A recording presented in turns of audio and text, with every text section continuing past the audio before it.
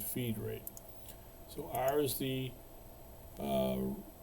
feed, where we're feeding from. So if you're picking feed from, that would be the 0.2. So if you want to gain a little time, you could actually make it 0.1. And up here I have G43Z1, so that'd be the first clearance move. And it also stuck another move in between that says Z.2. Then after that we have Y, X, XY, XY, and then G80, which is going to shut the cycle off. So that's the first one. The second one is, this is all pretty repetitive.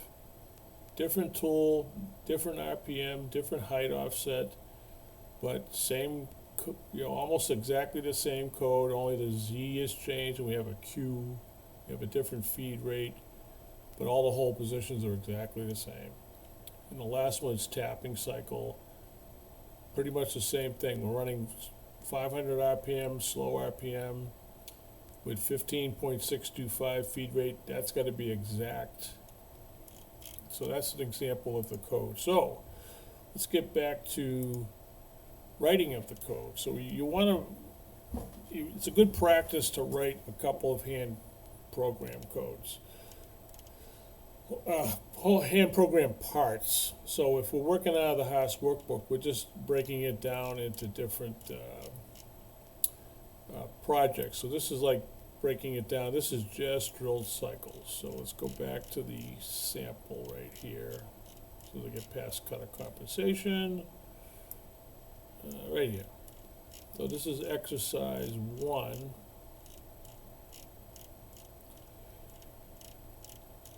Right there, can cycle exercise 1. There's a blueprint. You got a 0 up in the corner here. So you need all these X and Y locations. And this is a side view right here. So I see a through hole and it looks like a counter bore. Alright, so exercise 1 says use tool number 3 as a 1/2 inch spot drill, drill to depth of 200 to leave 400 spot diameter. That's that, if you look at a picture like this, let me pull this over here, spot drilling.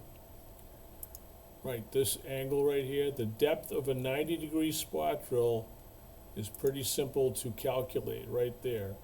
It's E divided by 2. If it's whatever the diameter is, divided by 2, that's your Z depth. So if you need a 1/4 hole, you want to have 250, 260 diameter, then you go 130 deep with your G81 cycle.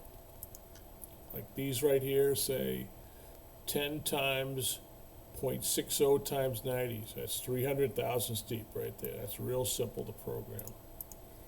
So, or if you're trying to create a chamfer in a hole, so you can like pre-chamfer these things, or you program the chamfer tool that way.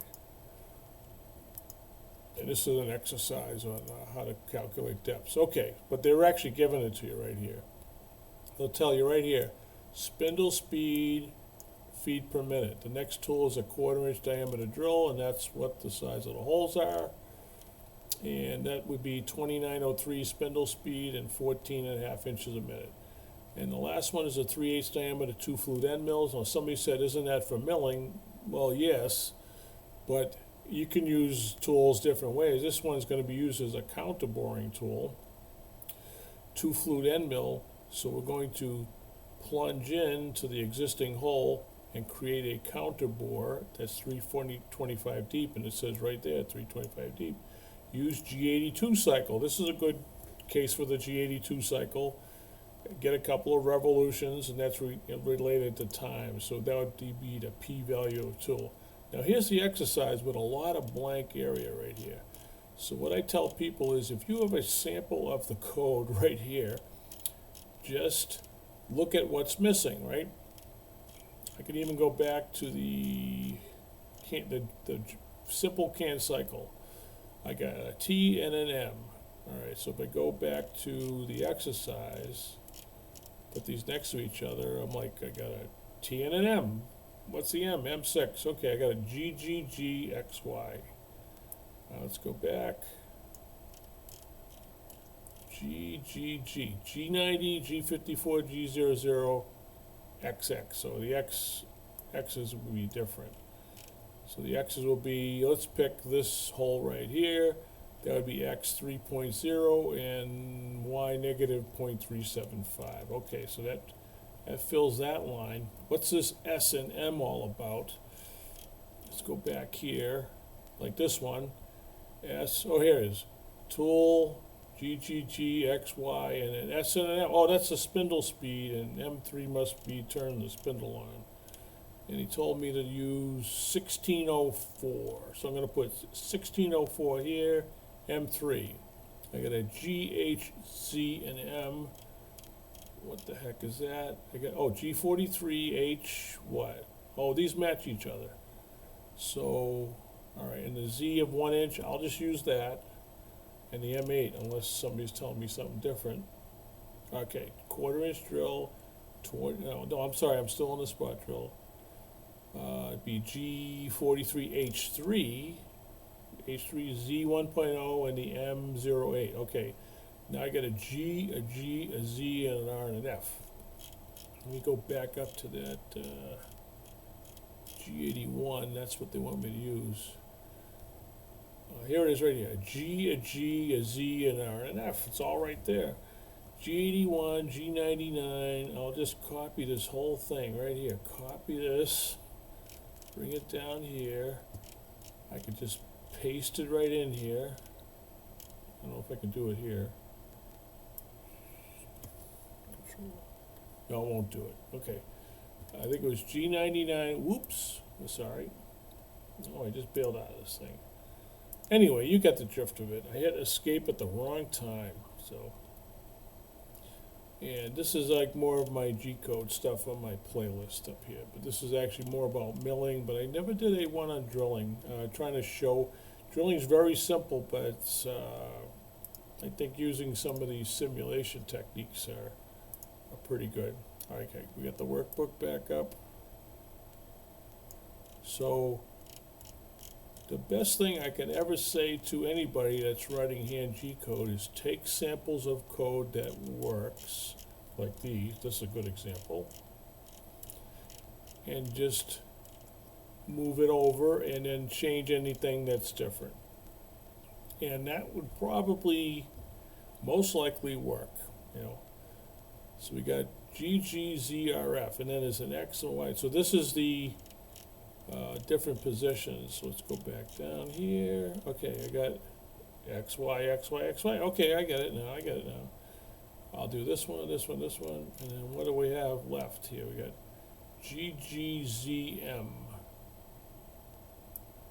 All right, that would be GGZM. Oh, G80, G0, Z1. I'll just plug those in. All right, I'll plug those in here. And I got another GGZM. What's that? 5349 Z0M. Oh, I'll just copy those right in there. And optional stop now, which is not this. M30 is not optional stop. So if I even look through this whole book and said, what a common, oh, here it is right here. M01, optional stop. Okay. Back down here. Did I lose my book again? Okay. All right, go back down to the CAN cycles here. There they are. So G53. And then if I want to really know what they do, I'll just go back and look up each one. You know, I can, you know, and you don't have to memorize these things. You just, from use, you'll eventually memorize them.